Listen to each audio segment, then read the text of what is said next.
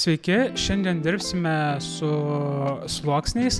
Kas nematėte praeitos Photoshop pamokos, tai buvo 3, tai rekomenduoju prieš tai ją pasižiūrėti, nes ten susilietėm su sluoksniais bei kaukėm, buvo tokia kaip pradžia. Šiandien toliau darbuosimės su Photoshopo sluoksniais ir šioj pamokoje mokinsimės kaip iš 2 nuotraukų, kuri bus viena fonas, kita modelis, jas sujungti į vieną. Tai yra iš tiesų svarbus dalykas, kadangi ne tik tai, kad galėtumėt šiaip savo atostogų nuotraukas susifotoshopinti, jog buvot prie jūros, bet taip pat labai plačiai galima panaudoti ofiso fotosesijose, kada yra fotografuojami darbuotojai, bei papildomą tokią kaip paslaugą pasiūlyti, jog būtų galima tų darbuotojų nufotografuotus portretus atitinkamai net įkelt į ofiso erdvę. Visas nuotraukas pridės video aprašyme, jas galėsite atsisiųsti ir patys pasibandyti. Ir atsidarome pirmą nuotrauką, tai yra ofiso nuotrauka šią Photoshop programoje. Ir dabar mes turime ant viršaus įsikelti mūsų modelio nuotrauką. Ta galima padaryti tiesiog nuėjus File, pasirinkus Place Embedded ir tada išsirenkam iš mano įkeltų nuotraukų. Tai šią nuotrauką pasirinkus paspaudžiam Place. Jinai iškart atsidaro kamera RAW lange, bet mes, kadangi jos dabar neredaguosim papildomai, tai paspaudžiam OK ir jinai atsidarys iš karto ant jau įkeltos nuotraukos fono. Mes ją galim šiek tiek stumdyti, didint, mažint, visą tą galėsim net ir eigoje toliau daryti. Tai svarbiausia, gal tiesiog preliminariai galima proporcingai dydį pasidaryti, paspaudžiam Enter, patvirtinam OK ir jinai atsirado mūsų sluoksnyje, kaip matote dešiniai pusėje, kur yra sluoksniai viršuje nuotraukos ir aišku, jinai turi savo foną. Tai dabar kaip tą foną panaikinti, tai paspaudus ant modelio sluoksnio viršuje, kur yra Properties, paspaudžiam, kad būtų konvertuota į sluoksnį šitą nuotrauką, patvirtinam taip ir tada tame pačiame lange, kur Properties, nueinam žemiau ir galim toliau jau pasirinkti Select Subject. Taip mums automatiškai Photoshopas parinks modelio visus kontūrus ir tiesiog galim toliau paspausti sekantį mygtuką Remove Background ir paspausti OK.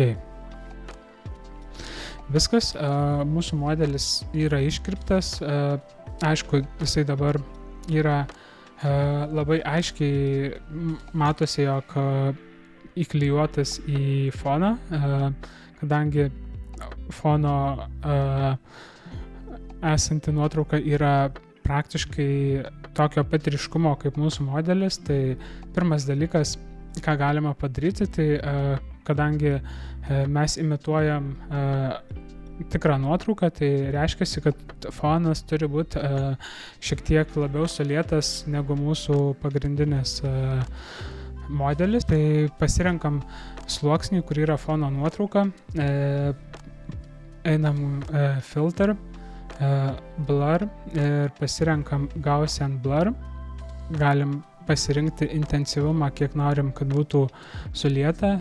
Suliejimo stiprumas šiaip čia kažkiek ir skonio reikalas, bet tikrai nepersistengti reiktų. Dabar aš pasirinkau 4,5. Atrodo visai neblogai. Toliau sekantis dalykas, ką reiktų atkreipdėmėsi, tai šiuo atveju jinai buvo iškirpta, bet matosi šiek tiek likusių baltų kraštų, kurie iš jos fono išsikirpo kartu, tai tą irgi nesunkiai galima sutvarkyti. Tai vienas iš tokių metodų tai būtų, kur yra mūsų modelio nuotrauka, šalia jinai turi kaukės sluoksniais, kurį mes jau kažkiek trečios pamokos metu bandėm redaguoti, tai mes jį dabar pasirenkam ir turim sutvarkyti kraštus iš įrankių juostos. Paprastai gali būti toks kaip lašelis, blur tool, išsiskleidus pasirinkti smudge tool ir jį pasirinkus kažkiek dar galim pasididinti dydį dešinį mygtuką paspaudus. Ką mes darysime, tai šitas įrankis leidžia mums, norint paspausti ant krašto ir tiesiog braukti šiek tiek žemyn ir taip matot, kaip kontūras, kuris toks buvo baltas, jisai pasislepia ir kraštai šiek tiek tampa tokie lengvai sulieti.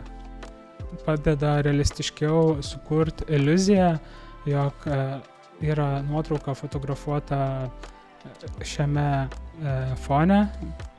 Reikia pasistengti ne per daug, jeigu kartais netyčia per daug nusistumia, tai tiesiog galima Ctrl arba Command Z paspaudus grįžti atgal ir tiesiog taip eiti per kraštus, apsižiūrėti ypač ties ranka, kur yra šita visa linija, o tarkim dar kai būna plaukų galiukai, jie pakankamai sudėtingai būna iškerpami Photoshopo, tai lygiai taip pat tiesiog susimažinus galima šiek tiek dydį su tuo pačiu įrankiu sutvarkyti šiuos plaukų galiukus, sustumant į kraštus ir jie visiškai pasislėps į mūsų modelio vidų. Tai sutvarkę kraštus mes galime pakeisti šiek tiek nuotraukos dydį, kad proporcingiau atrodytų, galbūt pagal kambarį ir išplanavimą, tai tiesiog reiktų išsikviesti su Ctrl+T arba Command T įrankį, kuris leis mums už kampo patraukus keisti dydį, ant nuotraukos paspaudus ją pernešti į kitą vietą, tai tiesiog pasižiūrėti, ko galima labiau proporcingiau pagal nuotraukos fone esantį dydį ir objektus, jog atsidurtų mūsų modelis. Jeigu jau patenkinti rezultatų, galime paspausti Enter ir tada jau toliau eisim į neurofiltrus. Tai šiuo atveju neurofiltrai tai yra papildomas Photoshopo filtrų rinkinys, kurį gali naudoti tik tai tie, kas turi legalią Photoshopo versiją. Jie kartu dirbtinio intelekto pagalba mums leidžia daugiau atlikti su nuotrauka įvairiausių dalykų, tai pabandysime dabar jų pagalba suvienodinti mūsų modelio ir fono apšvietimus, tiksliau modelio nuotrauką pritaikyti pagal esantį foną. Tai įsijungia filter, pasirenkam neurofilters ir labai svarbu pasirinkti harmonization. Gali būti daug šansų, kad bus toks debesėlis, tai reiškia, kad reikia jums atsisiųsti tą filtrą, ant jo paspausit ir jisai visai greit atsisiūs.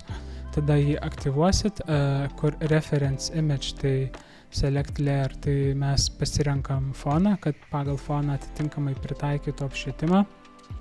Ir iškart matom, kaip pasikeitė jos veido spalva, daug šaltesnis apšvietimas yra fone, negu jos nuotrauka buvo, tai galim dar strength, tai koreguoti, kiek intensyviai norime, kad šis įrankis veiktų. Taip pat dar yra apačioj papildomai kiti įrankiai, kurie leidžia šiek tiek tas spalvas pakoreguoti. Labai rekomenduoju stipriai iš tų įrankių neišbalansuoti, nes tada gali gautis priešingas labai efektas, negu kad pats Photoshopas padarė. Ir ką galima dar pasirinkti, tai kur yra output, 3 opcijos, kuriant layer, tai reiškia, kad šie visi nustatymai bus jau į patį sluoksnį įkelti. New layer tai kaip atskiras sluoksnis arba smart filter, kuris leis prie esamo sluoksnio pridėti dar papildomai smart filtrus. Tai rekomenduoju naudoti arba current layer arba new layer. Šiuo atveju aš pasirinku new layer, tam, kad paskui turėčiau laisvės, jeigu norėčiau kažką keisti. Paspaudžiu OK. Ir man atsiranda dar papildomai trečias sluoksnis, ant kurio užsidėjo šitas filtras. Galima net įjungus ir išjungus akytę pasižiūrėti, kiek jisai pakeičia nuotrauką. Ir manau, visai neblogas gaunasi rezultatas. Jeigu esate jau patenkinti nuotrauką, mes ją galim tiesiog išsisaugoti, tai tiesiog rekomenduoju eiti į File, Export, pasirinkti Export as ir tada nusistatyti format JPEG, Quality galim pasirinkti aukščiausią 7 ir tiesiog paspaudus Export nustatyti vietą, į kurią norite eksportuoti, galite parašyti nuotraukos pavadinimą ir tada paspausti Save. Šią pamoką būtų tiek.